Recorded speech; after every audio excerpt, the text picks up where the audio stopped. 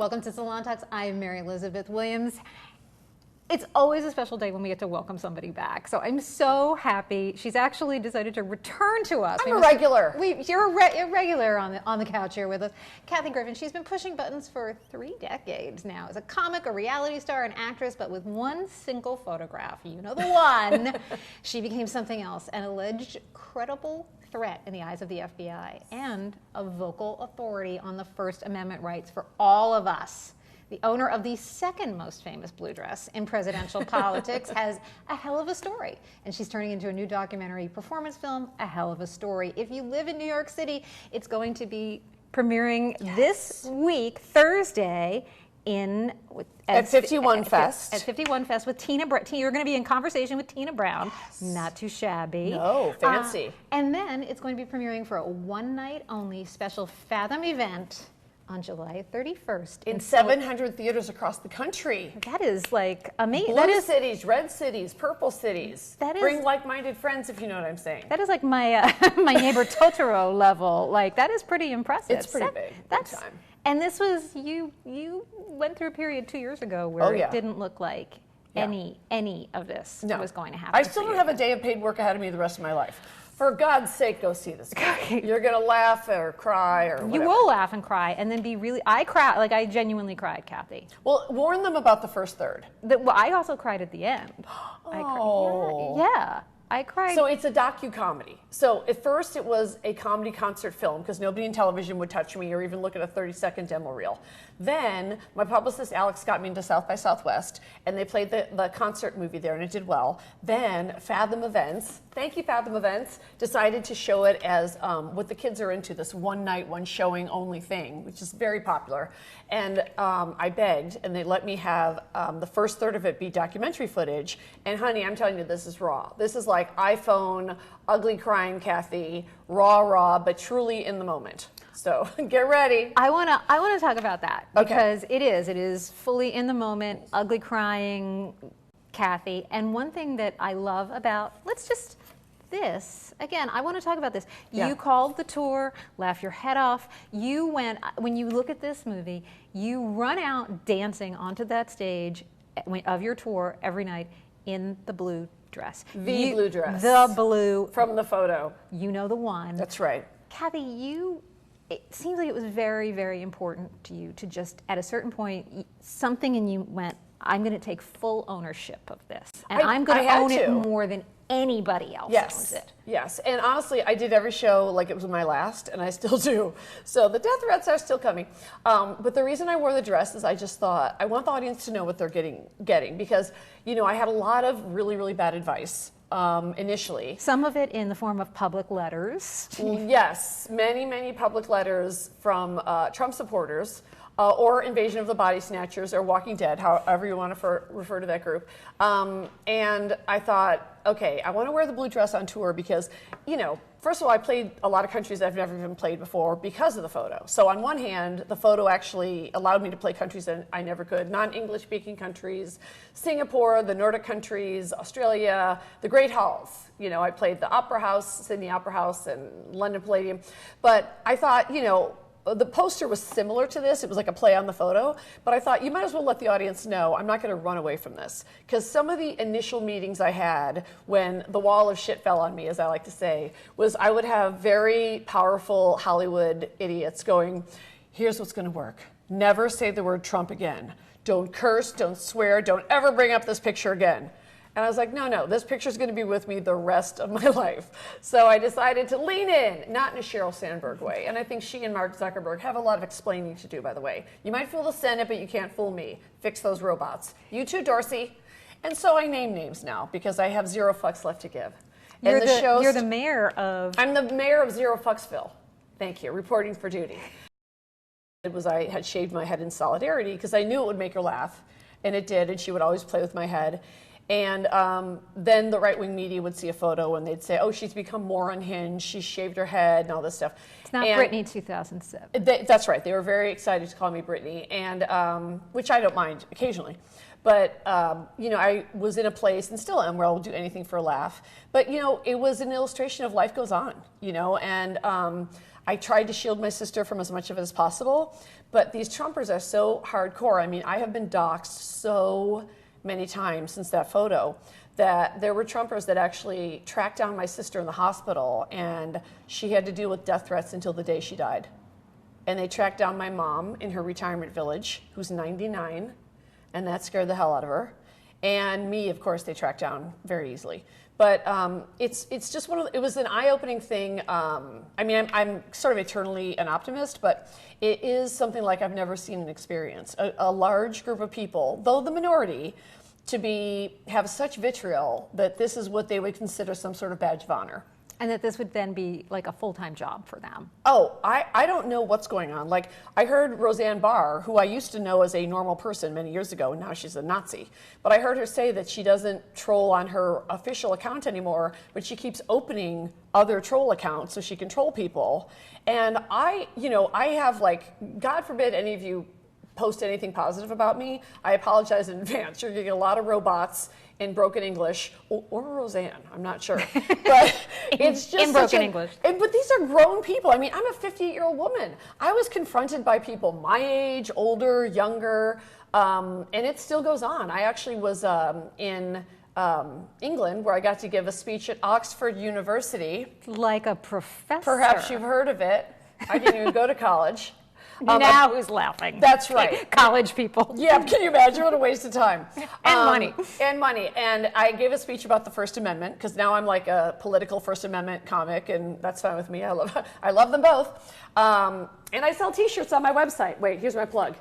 Do it. I have a T-shirt bundle that sells the First Amendment. So you'll have the actual language. And if you're my age, you have to put your glasses on to read the shirt, but that's okay. But still, you can feel superior and be like, really? Here's the language. Anyway, so it did surprise me, because it does continue to this day. And like, I was actually in England to give a speech and very honored and stuff. And the driver dude who took me from London Heathrow to the hotel told me that he recognized me from the photo. So I immediately started apologizing for Trump. And he said, oh, he's the greatest president ever. I know. And I said, well, you're from Morocco. You know what he said about Africa being shithole countries. And he said, I don't believe that. And I was like, oh, no. And it's kind of a long drive. And it was raining, and it was on a freeway. And he said, if we were in Morocco, I could cut your tongue out. And that was just a few months ago. So people are having a hard time getting over my little photo. Right. And you're in a car with a stranger. That's right. Hoping that he takes you to your destination. That's right. And that's your life now, Kathy. Yeah. And you have chosen, as you said, to lean into this. You have said, like, I'm not going to go away. Mm-hmm. I'm not going to hide. I'm not going to go into seclusion. Mm-hmm. You wanna bring it up? I'll bring it up first. Yeah. And that has been your methodology from a very early point in this. Yeah. And what you talk about in the film, which I think is a really important thing, though, is even in spite of all this and you taking control of the narrative, you say, people always ask me, like, you probably have like no regrets, right? And like no regrets. And you say, I have a ton of regrets. Tons of regrets. Like, we all go through life. I have a scroll of regrets. Right? Like, I keep a list on my phone that I just keep adding to. Thank you for admitting that. Right? Oh, I regret so many things, right? And yes. That's how you learn. Right. Like, if you don't regret anything, you don't then make it better. Right. So you don't evolve in any way. And so this has been a process of you learning and evolving in real time in front of the world. So I know you have regrets, but what are you proud of about all of this? I think I'm proud of the most important thing, and the reason I made the film and my sort of message is, it's just so important to me to show to younger people, gay people, people of color, marginalized groups, which are actually the majority in this country, but we're treated like the minority, right? But to show these groups that they got me, but they never got me down. So, my joke is like, long after I kick the bucket, some young person's gonna see this movie and go, that crazy redhead. I mean, they kind of, knocked her about a little bit, but she got back up again. And I think that's really what life is. You have to keep getting back up. And that's what I love about comedy. And so when you've had decades and decades of bombing and then doing well and doing okay and then not so well, and I've been fired more than I've been hired, but you do learn every time, and you learn how to get back up. And this was such a giant event. And the fact that it was historic is why I was so hell-bent on making the film. And I was so disappointed when nobody would make it a comedy special. I was like, really? I have the world record for more TV comedy specials than any comedian, male or female. So I thought, okay, I have to figure out, I can't go in the front door, I have to figure out how to slide in the side window again, which is my whole career. Or just bust down your own door. I have to bust down the own like the door. Kool-Aid That's how we man, have to do right? it. Yes, that's right. You had to Kool-Aid man your way through this. Yes, and I think that's the story of women, and I think that right now we're seeing more than ever that it's the Browning of America that is scaring the shit out of these guys. And, a lot of the guys that came at me after the photo, the Jeff Zuckers and the agency heads and the studio heads and all that stuff, it's just, I almost laugh because these are the same guys that told me 20 years ago, my nose is too big, or I'm too old, or I'm too ugly. Well, I've generated billions of dollars of revenue for all these companies. I've worked for every network you can imagine. I've made probably about $75 million in my own career. I'm an earner. My tour made $4.4 million gross. I spent most of it on security. But, I thought I have to keep proving it in ways that different groups can understand. So I thought if I can make people laugh, that's always the first and foremost. But I still got these old white dinosaurs that I got to give all the analytics to. And the stuff they say to my face to this day is just unreal. These gross, middle-aged, ugly guys with a trophy wife telling me, I'm never going to work again, I'm a failure, I'm too this or I'm too that. And I'm just saying, well, you were happy to take the 10% all those years. Right. And so it's a real bite and scratch back. Because they still don't understand that this is no longer their world.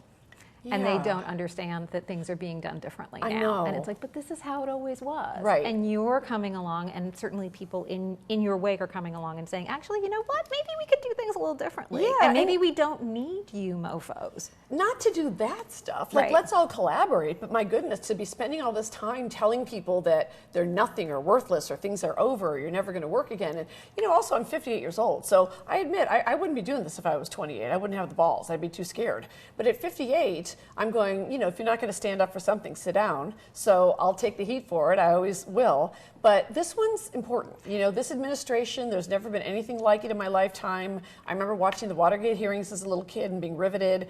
And I can't imagine we're going through something even worse than Watergate now. And everyone's complicit. Everyone's bored, or they're blaming the Democrats because they don't understand what a whip count is, and it's all Nancy Pelosi's fault. Well, she doesn't have the votes yet, even though it's the Democratic House. And it's these simple things that I grew up where you kind of had to know this stuff by the time you were at least 12 or something.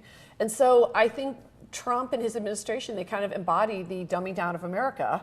And look, I'm just a comic, but the stuff that I talk about in this movie, it's information people need to know. People need to know they can take your phone at the airport. They can take your SIM card. No questions asked. No elected can get you out of it. I was put under a federal investigation by 2 federal agencies. I had to testify under oath. I was on the no-fly list for 2 months. I want to ask you about that, Kathy. Because that was scary.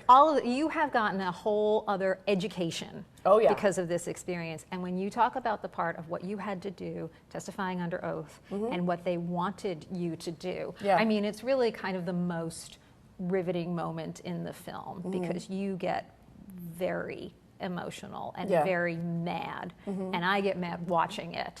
Can you just describe a little bit about what you were at, or what was floated to you?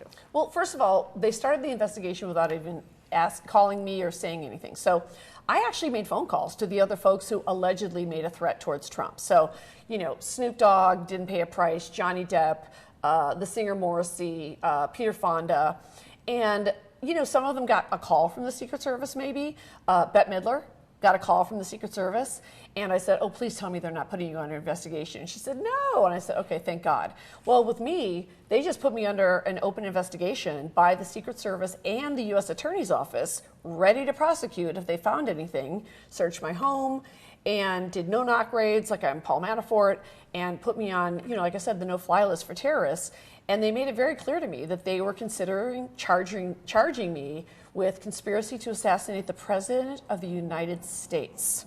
And it's never happened in the history of this country. And I even called Jane Fonda, and she said the local PD got me, but not the feds. And I talked to David Steinberg, and he said, I was on the Nixon list, but those were secret, which is a little bit different. And the great Lenny Bruce was bothered by local PD. And so I talked to a great First Amendment attorney, Ted Boutros, who's going to do the Q&A with me after the Fathom screening on July 31st, so he can do the legal heavy lifting. And he said, yeah, I looked it up, and it's never happened like this before. So I never even had the opportunity to say, like, hey, I'm a comic, I do outrageous things. And I think that was very much on purpose. And I think it came directly from the Trump family and from Jeff Sessions. So to be put under investigation by the Secret Service, the Department of Justice, while at the same time, I have to say, the FBI was fantastic. They were over at my house many times talking to me about different levels of threats.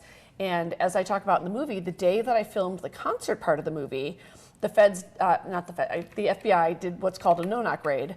And they were letting me know that there was a new threat, and it was Cesar Sayak, the pipe bomber, the MAGA bomber. And 3 weeks prior, they had called me to say that I was on his kill list, so I knew that. But they came over that day to say that while they were interrogating him, they discovered that he had a different list, and he had shared it with like-minded people. So I said, well, I have a performance tonight, and what should I be worried about? And they said, we can't say it's an open investigation. And most of my death threats are people want to kill me on stage. And so, like I said, I've got the wands and all the metal detectors and all that stuff. And, I found out that when my tour was canceled, it was mostly robocalls and stuff like that. But the length the people will go to make whatever point it is they think they're making is still something I'm kind of trying to work through. Well, and when you think of what happened with Amy Schumer, these insane people really will go out there and commit acts of violence, yes. And acts of violence, particularly against women. Yes. That is a very real thing. Yes. And yes. you go through that, and you talk about how they wanted you to perp walk. They wanted me, yes. So my lawyer astonishing. called me, and I couldn't believe it because he said the Department of Justice was calling his office every single day for 2 months, saying, will she come in? Is she coming in today? And I kept saying, wait, what am I coming in for exactly? And that's when he said, they're looking to possibly charge you with conspiracy to assassinate the President of the United States. And I said, okay, so, I didn't know anything about the system. I've never been arrested, et cetera. And he said, I'm negotiating with the U.S. Attorney's Office. I said, when did they get involved? And he said, I don't know, but they are.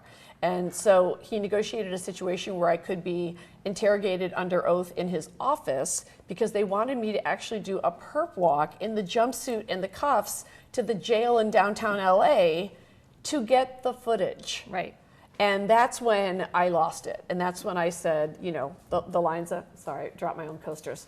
For sale at kathygriffin.com. kathygriffin.com. Anyway, and that's when it did cost me hundreds of thousands of dollars in legal fees.